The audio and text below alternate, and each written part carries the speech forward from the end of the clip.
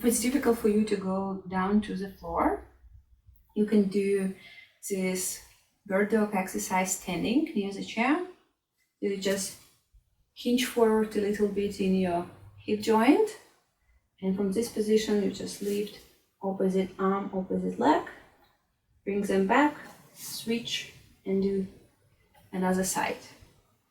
And again, you also can do just one leg, then arm, one leg, and arm.